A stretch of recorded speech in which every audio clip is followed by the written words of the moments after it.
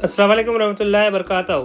अज़ीज़ तलबा तालिबात, अगर आपको आज का वीडियो पसंद आए तो लाइक करें, शेयर करें और मेरे चैनल सब्सक्राइब करें और बेल आइकन पर क्लिक करें। आइए अज़ीज़ तलबा, बढ़ते हैं हम आज के नए टॉपिक की तरफ। साइंस और टेक्नोलॉजी का सबक नंबर 7, माहौली निज़ाम में तवानाई का भाव के लेक्चर नंबर 1 में आज हम ग़िज़ाई ज़ंजीर के बारे में मालूमात हासिल करने वाले हैं।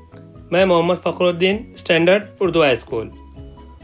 अज़ीज़ तलबा तालिबात, आपने पिछली जमात अष्टम में साइंस मज़मून में 18वां सबक माहौली निज़ाम के बारे में पढ़ चुके हैं। उसी मालूमात की बिना पर आपको कुछ सवालात पूछे जा रहे हैं। पहला सवाल, माहौली निज़ाम से क्या मुराद है?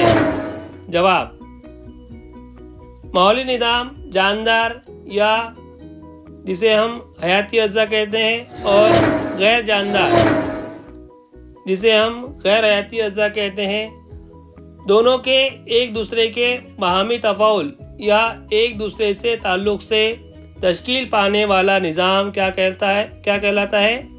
माहौली निज़ाम कहलाता है। दूसरा सवाल, माहौली निज़ाम की मुख्तलिफ़ किस्में कौन सी है? जवाब, माहौली निज़ाम की 2 किस्में हैं, बर्री माहौली निज़ाम और आबी माहौली निज़ाम। उसके बाद तीसरा, माहौली निज़ाम के हयाती और गैर हयाती अज्जा में बाहमी अमल या तामुल किस तरह होता है? जवाब, जानदारों को ज़िंदा रहने के लिए मुख्तलिफ गैर हयाती अज्जा जैसे मिट्टी, सूरज की रोशनी, हवा, पानी, दर्ज हरारत, रुतूबत वगैरह की ज़रूरत होती है। मिसाल, कुछ जानदार अपनी बका के लिए गैर हयाती अज्जा जैसे कि ऑक्सीजन की उन्हें ज़रूरत पेश आती है। जानदार मुसलसल तौर पर बहुत से गैर जानदार के साथ बाहमी अमल करते रहते हैं। माहौली निज़ाम में तवानाई का भाव। अज़ीज़ तलबा तालिबात, आपने जमात अष्टम में जानदारों की जमात बंदी तग़ज़िये की बिना पर किस तरह की गई उसके बारे में पढ़ चुके हैं, जिसमें आपने जो पढ़ा कि जानदारों की किस्में खुद कफ़ील, गैर कफ़ील, गंदखोर और तज्ज़ियाकार, इसके बारे में आप पढ़ चुके हैं। आइए जमात नहुम की दरसी किताब में माहौली निज़ाम में तवानाई के भाव के बारे में जो दिया हुआ है कि आपको सारिफिन की मुख्तलिफ जो सतह हैं उसे याद रखना है। गर्दोपेश के माहौली निज़ाम में सारिफिन की मुख्तलिफ सतह झैल में दी गई है, आपको उसका मुशाहिदा करना है। पहला, इब्तिदाई सारिफिन या सब्ज़ी खोर जानदार किसे कहते हैं? मसलन नागतोड़ा, गिलहरी और हाथी, ये इब्तिदाई सारिफिन या सब्ज़ी खोर जानदार है। तो सब्ज़ी खोर या इब्तिदाई सारिफिन जानदार किसे कहते हैं? जो जानदार अपनी ग़िज़ा के लिए ग़िज़ा साज़ नबातात पर इन्हिसार रखते हैं, उन्हें इब्तिदाई सारिफिन या सब्ज़ी खोर जानदार कहते हैं। दूसरा, सानवी सारिफिन या गोश्तखोर, मसलन मेंढक, लोमड़ी और उल्लू, ये सानवी सारिफिन या गोश्तखोर जानदारों की कुछ मिसालें हैं।